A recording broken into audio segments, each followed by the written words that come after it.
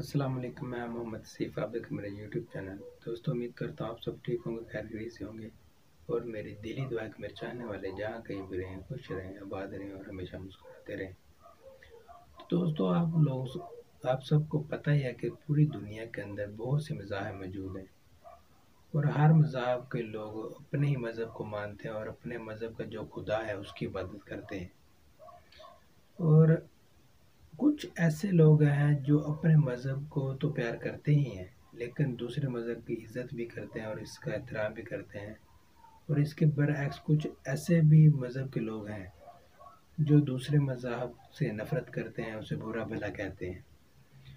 پر قرآن مجید میں کچھ ایسے ہی مذہب کے خدا جن کو غلط ثابت کیا گیا ہے، وہ کون کون سے ایسے نو خدا ہیں جن کو قرآن مجید کے اندر غلط ثابت کیا گیا ہے کہ یہ ان کی عبادت کرنا جائز نہیں ہے۔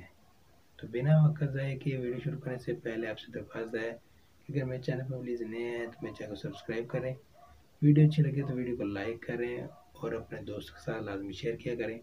تو بنا وقت ضائع کیے چلتے ہیں ویڈیو کی طرف۔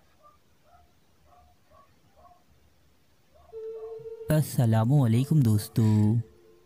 قرآن کریم میں مذکور ہے کہ عالم بالا میں اللہ تعالیٰ تمام روحوں کو جمع کر کے ان سے یہ عہد لے چکا ہے، الستو بربکم، کہ کیا میں تمہارا رب نہیں؟ جس کے جواب میں تمام ارواح نے کہا کالو بلا، یعنی بے شک آپ ہی ہمارے رب ہیں۔ اس قول و قرار کے باوجود انسان نے کروڑوں جھوٹے معبود اور خدا گھڑ لیے۔ بعض انسانوں نے سورج کی پرستش کی تو بعض نے چاند کی، کسی نے آگ کو خدا مانا تو کسی نے آسمان پر کڑکتی بجلی کو، اور انسانوں کی ایک بڑی تعداد تو خود اپنے ہاتھوں سے تخلیق شدہ بتوں کو ہی اپنے خدا کا درجہ دے بیٹھی۔ ان بتوں میں سے کچھ تو ایسے عجیب و غریب تھے کہ جو نہ صرف انسانوں سے باتیں کرتی بلکہ ان سے چڑھاوے اور نذرانے بھی طلب کرتی۔ آج اس ویڈیو میں ہم آپ کو چند ایسے جھوٹے خداؤں کا احوال سنائیں گے کہ جنہوں نے قوموں کی قومیں شرک میں مبتلا کر کے تباہ و برباد کر دیں، جن کا تذکرہ اللہ تعالیٰ نے قرآن مجید میں کیا ہے اور ان کے شر سے محفوظ رہنے کی تلقین بھی فرمائی ہے۔ لات۔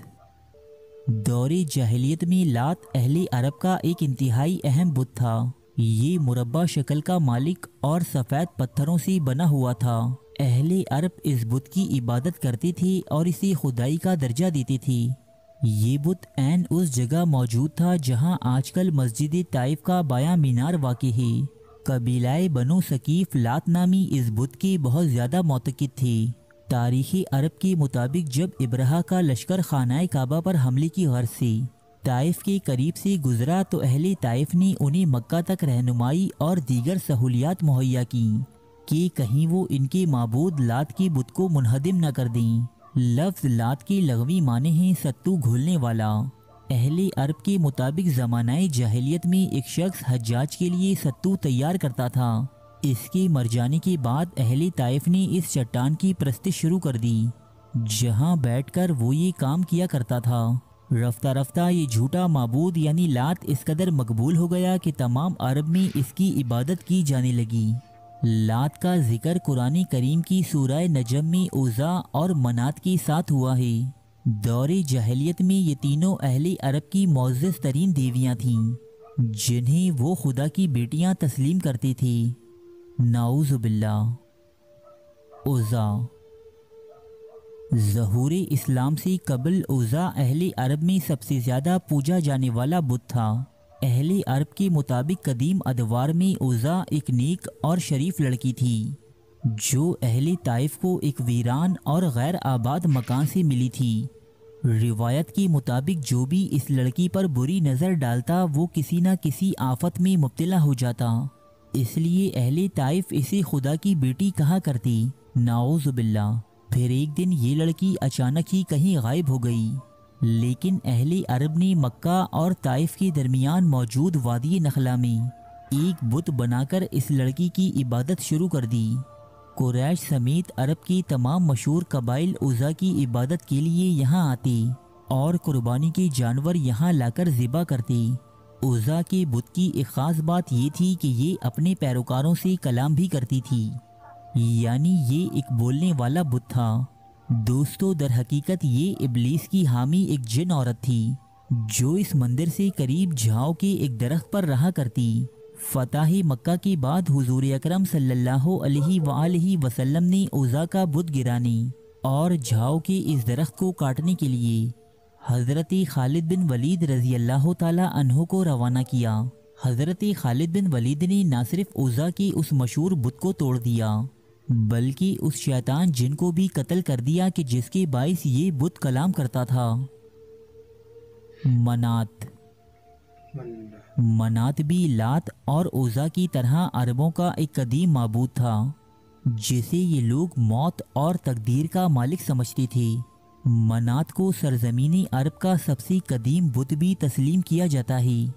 منات کا مندر مکہ اور مدینہ کے درمیان قدید نامی مقام پر واقع تھا۔ یوں تو تمام عرب ہی منات کی عبادت کرتا تھا، تاہم یثرب کے دو بڑے قبیلے اوس اور خزرج اس کے بہت زیادہ معتقد تھے۔ اوس اور خزرج میں یہ روایت تھی کہ جب ان قبائل کے لوگ حج کر کے واپس لوٹتے تو وہ اپنا احرام اسی بت کے پاس آ کر اتارا کرتے، جبکہ قبیلہ بنو ازد اور بنو غسان تو باقاعدہ منات کا حج بھی کرتے تھے۔ دور جاہلیت میں اہل مدینہ کے نزدیک حج کی تکمیل اس وقت تک ممکن ہی نہ تھی کہ جب تک منات نامی اس بت کی عبادت نہ کی جائے۔ منات نامی اس بت کو حضور اکرم صلی اللہ علیہ وآلہ وسلم کے حکم پر حضرت علی نے فتح مکہ کے لیے جاتے ہوئے منہدم کر دیا تھا۔ یغوث اور یغوث، یہ تو ایک تو ابھی تک چل رہا ہے، یہ غوث یہی ہے، یغوث جس کو مشکل کشا غوث کہتا ہے نا، غوث نہ ہو تو زمین قائم نہیں رہ سکتی۔ تو یہ غوث دیکھیں کب سے ہے، کب سے چل رہا ہے، یہ نام یعنی کامن ہے۔ دوستو غالباً یہ بات ازراہ مذاق کہی گئی ہے کیونکہ قرآن مجید میں مذکور یغوث نامی اس جھوٹے خدا کا حضرت عبد القادر جیلانی رحمۃ اللہ علیہ سے دور دور تک کا کوئی واسطہ نہیں۔ یغوث در حقیقت حضرت ادریس علیہ السلام کے دور کے ان 5 انتہائی نیک اور عبادت گزار لوگوں میں سے ایک تھے جو اپنی قوم میں اپنی تقوی و پرہیزگاری کے باعث انتہائی مقبول تھے، لہٰذا ان کی قوم نے ان سے عقیدت و احترام کے اظہار کے لیے ان کی تصاویر اور مورتیاں بنا کر اپنے گھر میں رکھ لی تھیں۔ لیکن حضرت نوح علیہ السلام کا زمانہ آنے تک لوگوں نے یغوث سمیت ان 5 افراد کی عبادت کرنا شروع کر دی۔ حضرت نوح علیہ السلام ایک طویل عرصے تک اپنی قوم کو ان بتوں کی عبادت سے منع فرماتے رہے، لیکن ان کے کان پر جوں تک نہ رینگی اور یہ تمام قوم ایک سیلاب عظیم کے باعث دنیا سے مٹا دی گئی۔ صحیح بخاری کی ایک حدیث کے مطابق قوم نوح کا تو خاتمہ ہو گیا، البتہ اہل عرب نے یغوث سمیت ان کے تمام بتوں کو اپنا لیا اور ان کی عبادت شروع کر دی۔ یغوث کے لغوی معنی ہیں وہ مدد کرتا ہے۔ یہ اہل عرب میں قبیلہ طے اور قبیلہ مزہج کی بعض شاخوں کا معبود تھا۔ مزہج والوں نے یمن اور حجاز کے درمیان جرش کے مقام پر یغوث کا ایک بت نصب کر رکھا تھا جس کی شکل شیر کی تھی۔ دور جاہلیت میں اہل عرب کے بعض لوگوں کا نام بھی عبد یغوث ملتا ہے۔ یعوق، یعوق بھی ایک انتہائی قدیم دیوتا ہے جس کی عبادت حضرت نوح علیہ السلام کے دور میں ہوا کرتی تھی۔ یعوق نامی اس بت کا ذکر بھی قرآن مجید کی سورہ نوح میں باقی 4 باطل دیوتاؤں کے ساتھ ہوا ہے جن کی پرستش دنیا کی مختلف اقوام میں کسی نہ کسی صورت میں آج بھی رائج ہے۔ اہل یمن کے علاوہ قبیلہ ہمدان کے لوگ بھی یعوق کو اپنا معبود تسلیم کرتے تھے۔ یعوق کا بت گھوڑے کی شکل کا تھا جس کی عبادت عرب میں ظہور اسلام سے پہلے تک کی جاتی تھی۔ ود، ود نامی اس دیوتا کا تعلق بھی حضرت نوح علیہ السلام کے زمانے سے ہے، جسے محبت اور دوستی کا دیوتا تسلیم کیا جاتا ہے۔ عربوں نے ود نامی اس دیوتا کا بت دومت الجندل کے مقام پر بنا رکھا تھا۔ قبیلہ بنی کلب اور پریش کے لوگ اسے اپنا معبود تسلیم کرتے تھے۔ عرب کی تاریخی کتبات میں اسی ودم ابم کا نام بھی دیا جاتا ہے۔ بعض مورخین کے مطابق ہندوستان میں پوجا جانے والا دیوتا گنیش بھی اسی قدیم دیوتا ود کی ایک شکل ہے۔ قدیم عرب میں عبد ود نام رکھنے کا رواج بھی عام تھا۔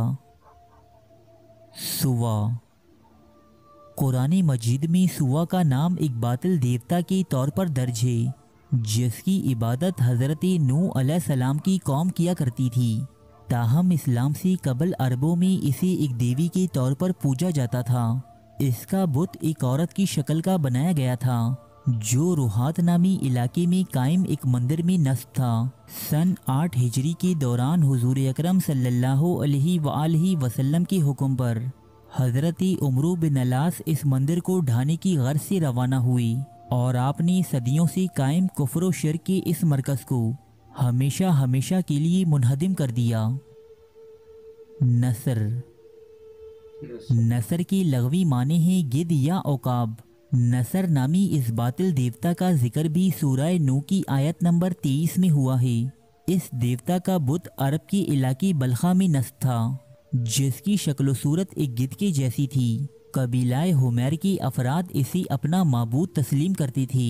قوم سبا کے قدیم کتبوں میں اس دیوتا کا نام نسور ملتا ہے، جبکہ اس کے ماننے والوں کو اہل نسور بھی کہا جاتا تھا۔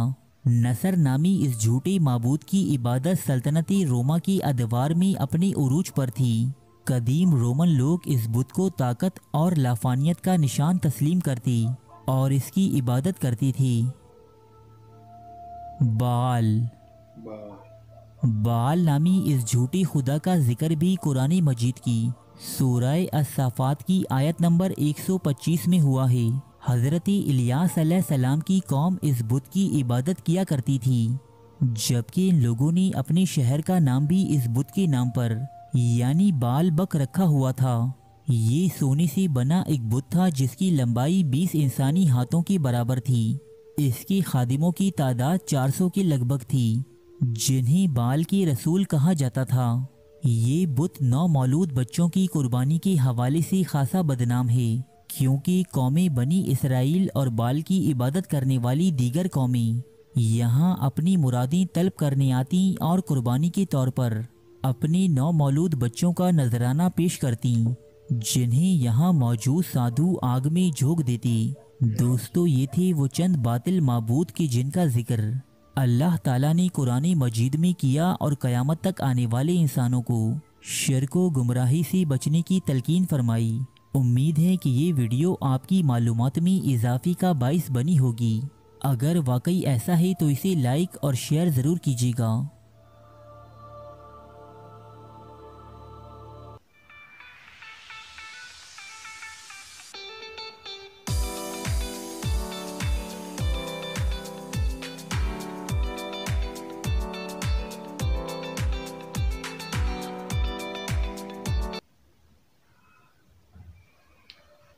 تو دوستو، یہ ویڈیو بہت ہی زیادہ انفارمیٹیو تھا کہ ہمیں جس بات کا پتہ ہی نہیں تھا۔ قرآن مجید ہم پڑھتے ہیں، مسلمان ہیں، پر ہم نے کبھی ایسی باتوں پہ غور ہی نہیں کیا کہ ہم قرآن مجید کو ترجمے کے ساتھ پڑھ کر دیکھیں۔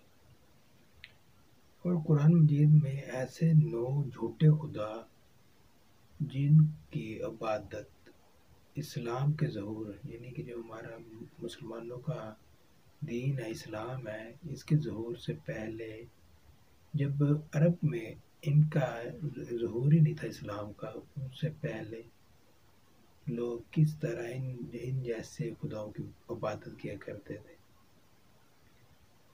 تو دوستو، اس وقت اتنی جاہلیت تھی کہ کوئی بھی انسان کوئی بھی کسی کو بتانے والا نہیں تھے کہ یار ہم کس کی عبادت کر رہے ہیں، کس قدر اتنی جہالت تھی وہاں۔ اور آج الحمدللہ ہم مسلمان ہیں، ہم اپنے حضور محمد صلی اللہ علیہ وسلم کی امت ہیں اور اس کی امت ہے انشاءاللہ۔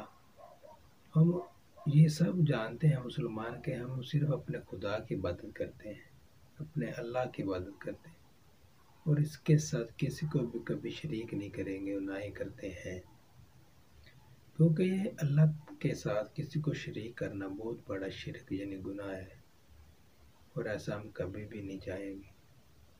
اور ہم کس قدر ہمارے بہت سے صحابہ کرام جو بھی اس دنیا سے پیغمبر گزر گئے ہیں، جنہوں نے اسلام کی خاطر اپنی جانیں دی، جو اسلام کی خاطر شہید ہو گئے صرف ہمارے اسلام کو بچانے کے لیے۔ تو بس دوستو، بہت ہی انفارمیٹو ویڈیو تھا، مجھے بہت زیادہ پسند آیا، اور ایسی ہی ویڈیو انشاءاللہ اور لاتا رہوں گا میں۔ اگر آپ کو ویڈیو چاہیے تو ویڈیو کو لائک کریں اور چینل کو سبسکرائب لازمی کریں، اور اپنی بھی رائے ضرور دیجیے گا۔ تو ملتے ہیں اگلی ویڈیو میں، تب تک کے لیے خدا حافظ۔